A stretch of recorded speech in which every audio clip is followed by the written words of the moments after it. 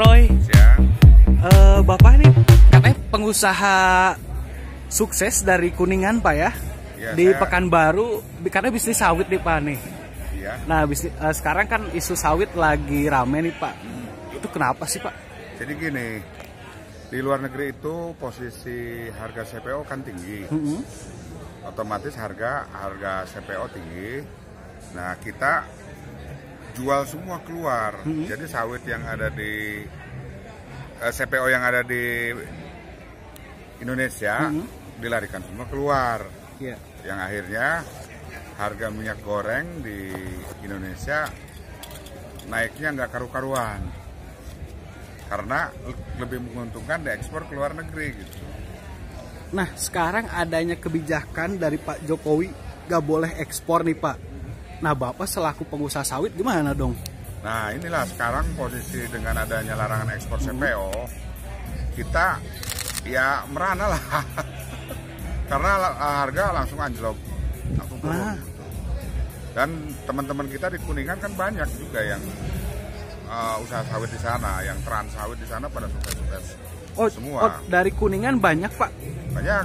Itu rekanan awalnya gimana sekeluarga? Jadi awalnya dia transmigrasi, lama-lama dia beli lahan, misalnya awalnya dapat 2 hektar, beli dulu kan tanah murah, ada 10, ada yang 50, ada yang 100 gitu, dan itu terang-terang Kuningan itu sukses-sukses semua.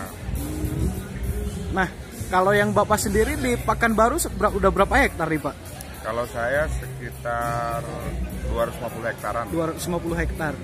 Itu udah bukan hak guna ya, udah hak milik Pak ya? Jadi saya hak milik. Udah hak milik ya? Iya. Nah, karena itu, saya terpecah-pecah. Soalnya kalau di atas 100 itu nggak boleh apa namanya, harus perusahaan gitu. Jadi spot-spot. Oh, di split lagi. Split, ya. Tapi atas nama Bapak semua. Atas nama saya dan keluarga. Nah ini Pak, buat motivasi buat pengusaha Jawa Barat lah. Gimana sih Pak kiat sukses bisa sukses seperti Bapak itu, walaupun berkaca bisnisnya di luar nih, wanita tandang lah gitu Pak. Ya, jadi saya awalnya. Pak hujan Pak. Nggak apa-apa. Jadi saya awalnya gini, jalan aja ya. Awalnya saya kan di sana hijrah. Hijrah, lama-lama saya di usaha di sektor konsultan. Konsultan di PU sama oil and gas. Terus saya merambah ke kontraktor. Dari situ saya mencoba nanam sawit.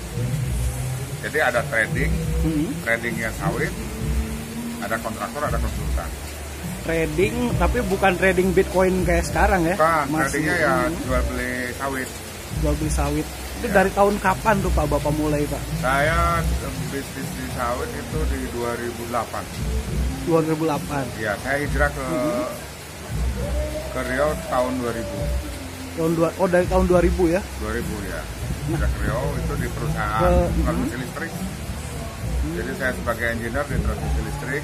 Oh mungkin Bapak, nah ini lagi acara reuni asrama Kujang, Bapak alumni Kujang, berarti dulunya mahasiswa Jogja. Ya. Lulus tahun 2000 ke Riau. Saya lulus 98. Oh 98. Karena krisis moneter. Jadi saya ngadu nasib. Tahun 2000 itu saya ngadu nasib ke Riau gitu. Diterima di perusahaan, di kontraktor perusahaan minyak, kontraktor Chevron. Nah berarti Bapak 2000 ke 2008, 8 tahun mungkin ngambil ilmunya dulu mungkin di pekerjaan, lalu bikin perusahaan sendiri gitu Pak ya? Jadi gini, saya 2000 saya kerja di perusahaan listrik, kontraktor listrik. Tahun 2003 saya mendirikan perusahaan sendiri, konsultan, sama tahun 2006 saya mendirikan kontraktor. Tahun 2008 saya usaha kecil-kecilan menanam sawit gitu. Itu awal nanam sawit berapa hektar Pak di awal itu? Dari awal saya pertama nanam itu sekitar 10 hektar. 10 hektar? 10 hektar, ada untung beli lagi lahan, terus ada untung dari konsultan, beli lahan lagi gitu. Karena waktu dulu itu sawit itu tidak menjanjikan. Oh Bapak sebagai konsultan juga ya, berarti saya konsultan. rekanan PU, rekanan perusahaan minyak, Chevron. Oh, sama Chevron. Mungkin bisa bikin cabang Pak di Kuningan Pak? Nah gini, kalau sawit itu memang kan Ya, perlahan yang bikin luas. pabrik minyak gorengnya gitu Pak di Kuningan Pak? Oh gitu. Nah itu kan kalau saya sementara ini masih jual CPO. Jual CPO, belum sampai ke industri hilirnya. Siapa tahu besok-besok bisa jadi gitu kan. Ya kan Pak Bupati sempat memaparkan daerah zona industri yang disiapkan itu XX galian pasir daerah Cidahu Timur lah Pak. Di sana mungkin Bapak ada interest untuk membuka industri di sana Pak. Nah sementara ini kita belum, kalau untuk sawit kan kita di transportasinya. Kalau misalnya kita jadikan CPO-nya juga ke sini kan otomatis dari ongkos. Sumatera ke Iya. berat di ongkos ya. Di ongkos. Paling di situ yang cocok itu industri kerajinan Iya, kan? untuk penopang industri pariwisata. Karena konservasi gak boleh ada yang limbah juga ya. Iya. Nah, terakhir Pak, jadi ini situasi kebijakan tentang sawit hari ini, Bapak bagaimana antisipasi Bapak biar tidak merugi Pak? Oke. Jadi gini, untuk kondisi seperti ini kita ibarat buah simalakama ya. Di suatu sisi kita, kalau kita ekspor terus, kita tidak nasionalisme ya. Karena kebutuhan dalam negeri terpenuh kurang. Di sisi lain kita kan bisnis juga, otomatis kan kita keinginannya lebih harga sawit itu naik terus. Yang keduanya kebutuhan akan biodiesel itu kan dari CPO. Nah, kalau sekarang ya jujur dengan kebijakan sekarang saya merasa terpukul juga.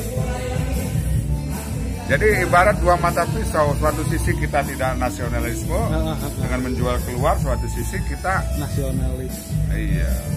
Jadi jalan satu-satunya ya untuk sekarang ya gimana caranya harga sawit tetap di atas standar lah. Gitu. Nah, berarti Bapak dalam kurun waktu kebijakan tersebut rugi atau gimana nih Pak? Enggak rugi. Stabilisasi sebetulnya enggak rugi, kita masih untung, tapi untungnya sedikit. Gitu. Enggak sebesar ekspor ya? Iya, enggak sebesar ekspor. Oke, baik Bapak. Terima kasih Bapak.